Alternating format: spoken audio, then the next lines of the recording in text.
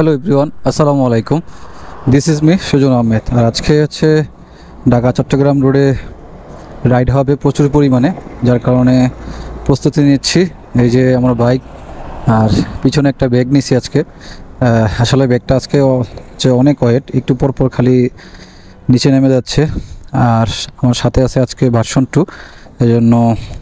আর যেহেতু হাইওয়েতে রাইড করবো, এই জন্য আসলে সেফটি গ্লাভসগুলো পরে নিচ্ছি নিজের ভালোর জন্য। তো সাথে থাকুন এবং সম্পূর্ণ ভিডিওটি দেখতে থাকুন। আর এটা হচ্ছে ঢাকা চট্টগ্রাম হাইওয়ে রোড। এখন কিন্তু আসলে বিকাল হয়ে সন্ধ্যা গড়িয়ে আসতেছে। তো রুলিং হবে আজকে রাস্তায় ঢাকা চট্টগ্রাম হাইওয়ে রোডে। সবাই এই সম্পূর্ণ ভিডিওটি দেখবেন, আশা করছি আপনাদেরও ভালো লাগবে। চলুন আপনাদেরকে ঢাকা চট্টগ্রাম রোডের কিছু সৌন্দর্য দেখাই। এটাই হচ্ছে ঢাকা চট্টগ্রাম হাইওয়ে রুট। আর হচ্ছে এই রুট দিয়ে আমি আজকে যাচ্ছি আসলে বাড়িতে, যার কারণে কিন্তু একটু এক্সাইটমেন্ট বেশি কাজ করতেছে। আর সেই সাথে রাইড করতে বেশ মজা লাগতেছে। আর বিশেষ কথা হচ্ছে আজকে রাস্তাঘাটে মনে হচ্ছে একটু গাড়ির চাপ বেশি, জানি না কী কারণে।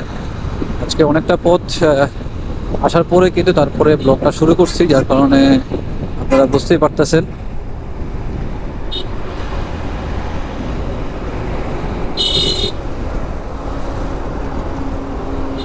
ভাই রে ভাই, মাইরা দিছিল এখনই। সাবধান, অবশ্যই হাইওয়ে রোডে রাইড করতে গেলে অবশ্যই সাবধানে রাইড করবেন। সবাই আজকে মনে হচ্ছে একটু পাগলের মতো রাইড করতেছে, গাড়ি চালাচ্ছে।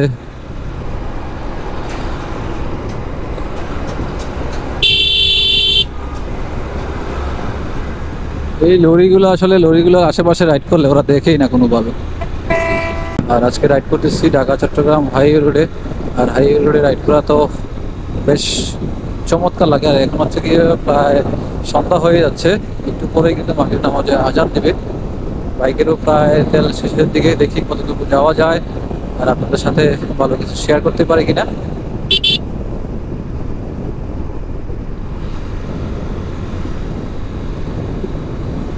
বেশ মজার বিষয় হচ্ছে ঢাকা চট্টগ্রামে রাইড করতে আসলে মানে বেশ ভালো লাগে, কারণ হচ্ছে গিয়ে আপনার সর্বোচ্চ স্পিডে আপনি রাইড করতে পারবেন এবং স্লো স্পিডেও রাইড করতে পারবেন। তবে বেস্ট হচ্ছে গিয়ে আপনার গাড়ির যে তাল, রাস্তার যেই আপনার বৈশিষ্ট্য, সেই অনুযায়ী রাস্তার যেই মানে চরিত্র, এই চরিত্র অনুযায়ী রাইড করাই ভালো। কারণ হচ্ছে আপনি যদি একেবারে আস্তেও চালান তাও সমস্যা হবে, আবার যদি বেশি জোরে চালান তাহলে আপনার কন্ট্রোলিংয়ে ঝামেলা হবে। এই জন্য আসলে দেখে শুনে রাইড করাটাই বেস্ট। যখন যেখানে যেরকম প্রয়োজন সেরকম অবস্থাতে রাইড করাই ভালো। আর সন্ধ্যার সময় আসলে অর্থাৎ রাতের বেলা রাইড করাটা একটু ডিফিকাল্ট, কারণ হচ্ছে গিয়া অনেক বড় বড় দূরপাল্লার বাসগুলো চলে এবং খুবই রাফ অ্যান্ড টাফ চালায়, বিশেষ করে এনা গাড়ি। ভাই, এনা গাড়ি থেকে অবশ্যই দূরে থাকুন।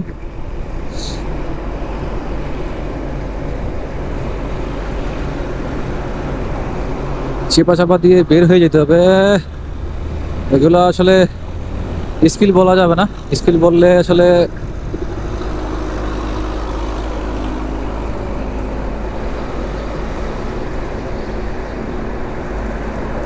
পিছনে একটা পিক আপ আছে, এই পিক আপটাকে সাইড দিলাম।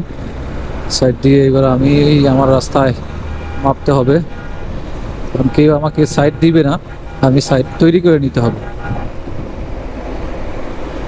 দেখছো, এটাতে একটা লাইট জ্বলে।